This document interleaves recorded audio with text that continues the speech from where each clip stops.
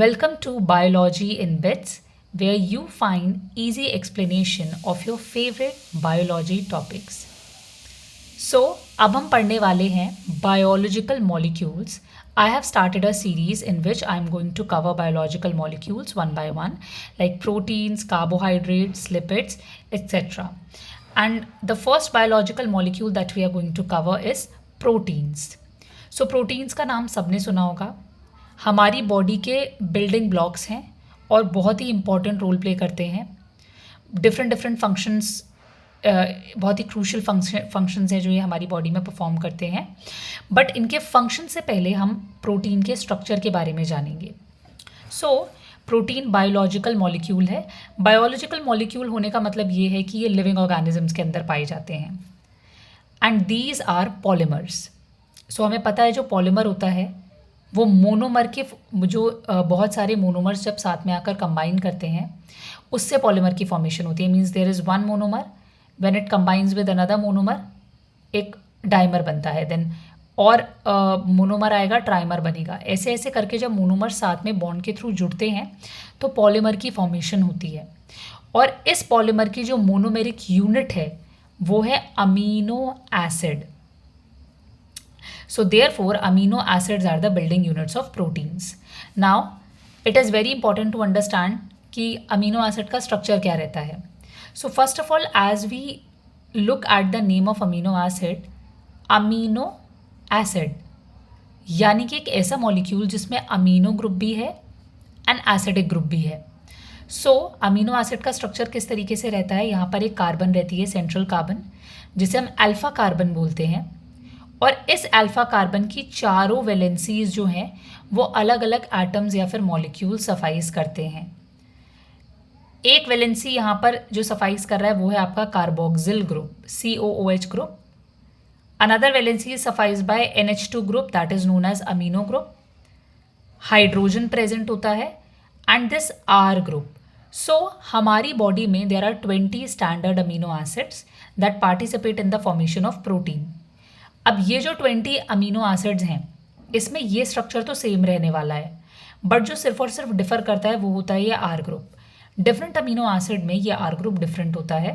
सो इसीलिए हम इसे बोलते हैं वेरिएबल ग्रुप. नेक्स्ट पॉइंट यहाँ पर यही मेंशन किया गया है कि 20 डिफरेंट अमीनो एसिड्स प्रेजेंट होते हैं हमारी बॉडी में और हर किसी में आर ग्रुप जो है वो डिफरेंट होता है. Now amino acids are amphoteric in nature.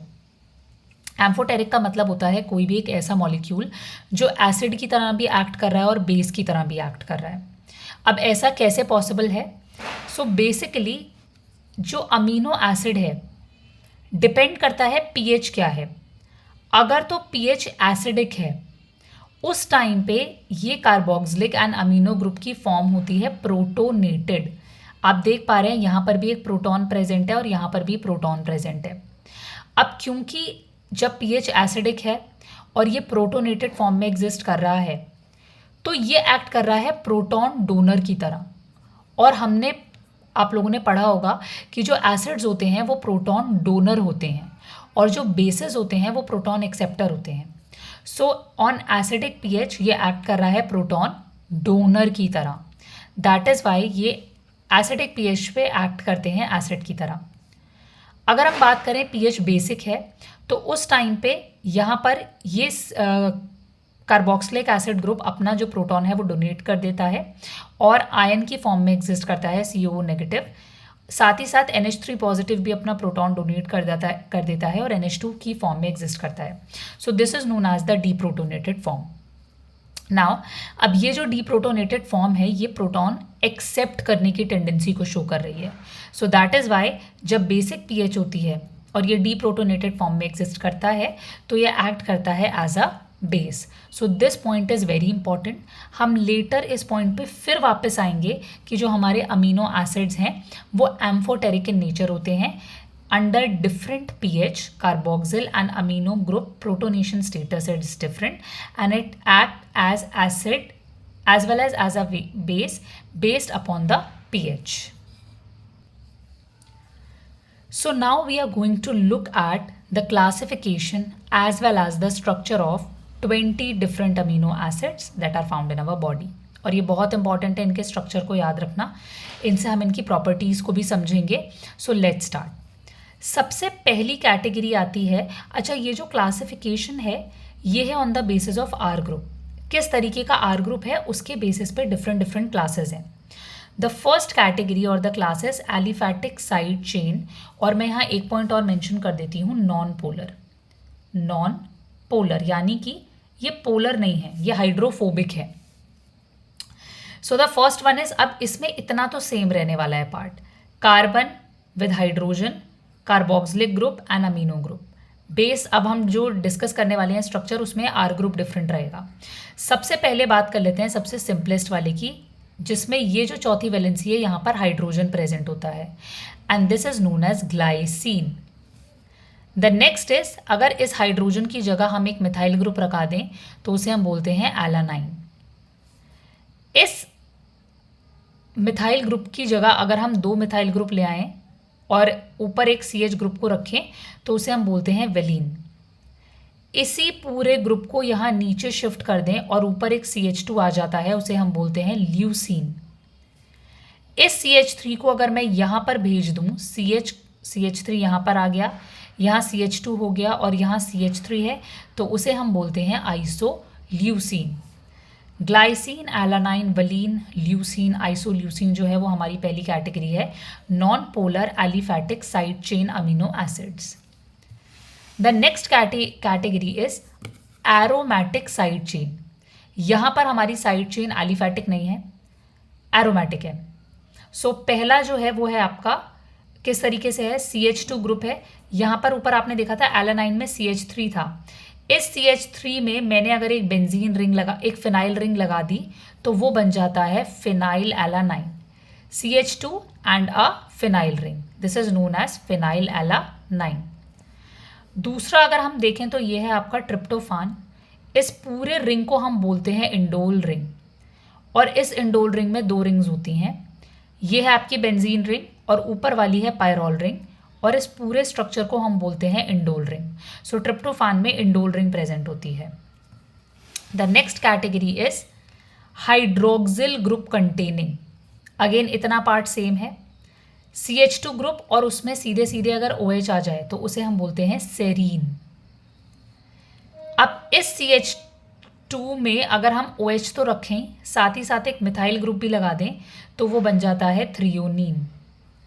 और हमारा जो थर्ड है वो ये है CH2 और उसके बाद आपका एक फिनॉल ग्रुप, बेंजीन रिंग और उस पर OH को हम फिनॉल बोलते हैं, तो ये कहलाता है टायरोसिन। अब ये जो टायरोसिन है ये हाइड्रोक्सिल ग्रुप कंटेनिंग में भी आता है और एरोमेटिक में भी आता है, तो इस चीज़ को हमें याद रखना है बिकॉज इसमें एक एरोमेटिक रिंग प्रेजेंट है। नेक्स्ट है सल्फर ग्रुप कंटेनिंग। यहाँ पर इतनी चीज़ सेम है, आपको अब तो याद ही हो गया होगा, carboxylic group, amino group, hydrogen, और अगर हम आर ग्रुप देखें CH2 और CH2 के साथ SH, इसे हम कहते हैं सल्फाइड्रिल ग्रुप, तो ये कहलाता है आपका सिस्टीन। 2 CH2 बीच में एक S and then methyl group, इसे हम कहते हैं सल्फाइड ग्रुप। सो अगर एक S 2 R ग्रुप के बीच में है तो वो कहलाता है सल्फाइड ग्रुप, और अगर नॉर्मली SH की फॉर्म में प्रेजेंट है और एक R ग्रुप से अटैच्ड है तो उसे हम कहते हैं sulphydryl group. Negatively charged side chain, अभी तक हमने जो भी अमीनो एसिड देखे वहाँ पर आप चार्ज नहीं देख रहे थे, बट अब यहाँ जो साइड चेन है उसमें चार्ज भी प्रेजेंट है। सबसे पहला वाला बहुत सिंपल है, एक CH2 ग्रुप और एक और COO नेगेटिव आयन, इसे हम कहते हैं एस्पार्टेट। ग्लूटामेट में बस एक CH2 ग्रुप ऊपर की तरफ और ऐड कर दो तो ये बन जाता है आपका glutamate, rest is same CH2 and CO negative. अब ये नेगेटिवली चार्ज क्यों है, क्योंकि यहाँ पर जो नेट चार्ज है अगर आप देखोगे तो वो -1 है, यहाँ पर भी -1 है, that is why these 2 amino acids are known as negatively charged amino acids और they have negatively charged side chain. Next category भी बहुत सिंपल है, याद रखना, यहाँ पर ऊपर हमारे पास था CH2 COO नेगेटिव, इस CH2 COO नेगेटिव में हमने क्या किया, O नेगेटिव को हटा के NH2 ग्रुप लिया है, और CONH2 ग्रुप को हम कहते हैं अमाइड ग्रुप, हमेशा याद रखिएगा, this group is known as amide group. So aspartate की अमाइड की जो फॉर्म है उसे हम कहते हैं एस्पाराजीन। सिमिलरली ग्लूटामेट की जो अमाइड फॉर्म है, COO नेगेटिव था, COO नेगेटिव की जगह यहाँ पर आ गया CONH2, तो उसे हम कहते हैं ग्लूटामीन। ये अमाइड फॉर्म है एस्पार्टेट एंड ग्लूटामेट की। इसके बाद आते हैं आपके पॉजिटिवली चार्ज्ड अमीनो एसिड्स। यहाँ पर जो R ग्रुप है उसमें पॉजिटिव चार्ज है और जो पूरा का पूरा नेट चार्ज है इस अमीनो एसिड पे वो पॉजिटिव है, तभी हमने इसको पॉजिटिवली चार्ज वाली कैटेगरी में रखा है। सबसे पहला है आपका 4 CH2 ग्रुप एंड उसके बाद NH3 पॉजिटिव। हमें पता है ये प्रोटोनेटेड फॉर्म है अमीनो ग्रुप की। सो नेट चार्ज यहाँ पर पॉजिटिव है, this is known as lysine. Next is 3 CH2 group. यहाँ पर फिर ये जो C है, ये इस पूरे ग्रुप को हम कहते हैं ग्वानाडाइन। बेसिकली यहाँ पर कार्बन के साथ अटैच होता है एक अमीनो ग्रुप, एक और अमीनो ग्रुप एंड एक NH ग्रुप, इमीन ग्रुप। ठीक है, इस पे पॉजिटिव चार्ज इसलिए है बिकॉज यहाँ पर ये डबल बॉन्ड भी बना रहा है और 2 H एटम भी है, और यहाँ पर क्योंकि पॉजिटिव चार्ज है और नेट चार्ज पॉजिटिव हो रहा है तो ये हमारा पॉजिटिवली चार्ज की कैटेगरी में है। तो याद आप ऐसे रख सकते हो 3 CH2 ग्रुप, फिर एक C जो 3 N के साथ अटैच्ड है, ये आपका imino group, amino group and NH2 positive. Next is, अब आप इसका स्ट्रक्चर देख के समझ पा रहे होगे, ये पॉजिटिवली चार्ज वाली कैटेगरी का भी है और एरोमेटिक भी है। एक CH2 के बाद यहाँ पर होती है आपकी इमिडाजोल रिंग, कुछ इस तरीके से हमारी ये रिंग रहती है, तो आप इस रिंग के स्ट्रक्चर को देख सकते हो, this is known as imidazole ring.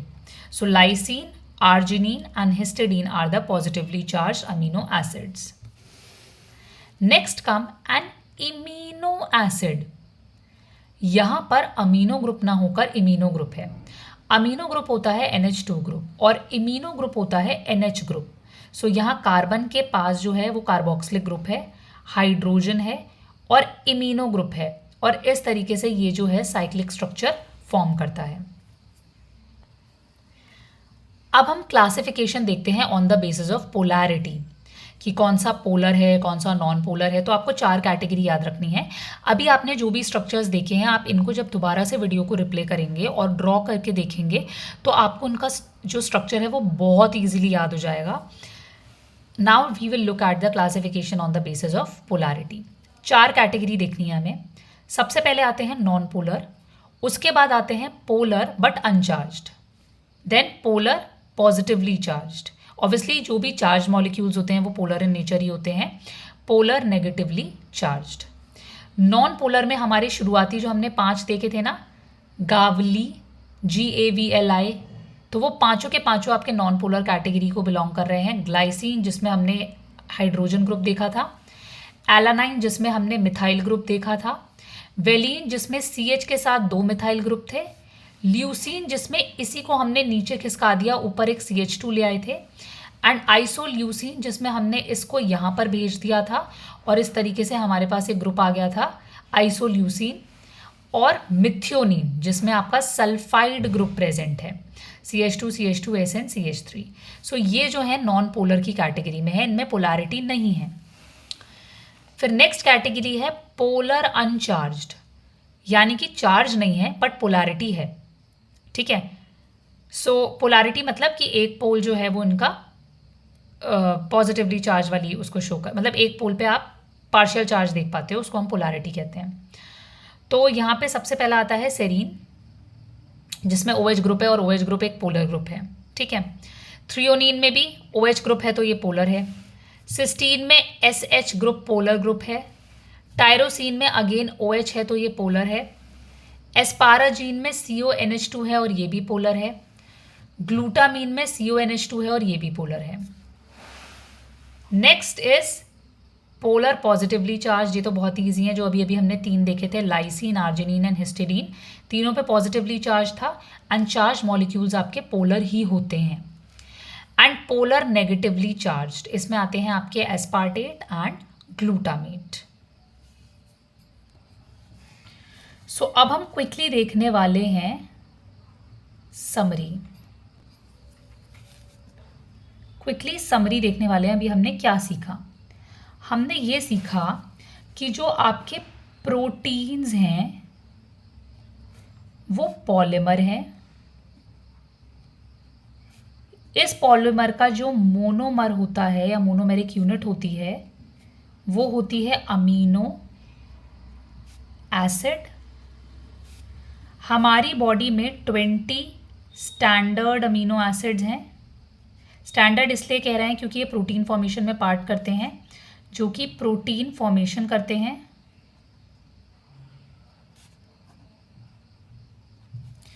फिर हमने इन 20 स्टैंडर्ड अमीनो एसिड के स्ट्रक्चर को स्टडी किया।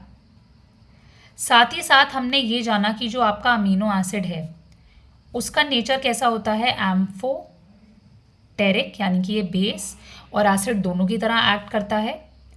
और हमने ये जाना कि बेसिकली टोटल 4 कैटेगरीज हैं अमीनो एसिड्स की। नॉन पोलर, जिन पे पोलैरिटी नहीं है, पोलर लेकिन अनचार्ज्ड हैं, चार्ज नहीं है, पॉजिटिवली चार्ज साइड चेन है and negatively charge side chain है। सो आई होप आपको वीडियो पसंद आई होगी। Thank you so much for watching.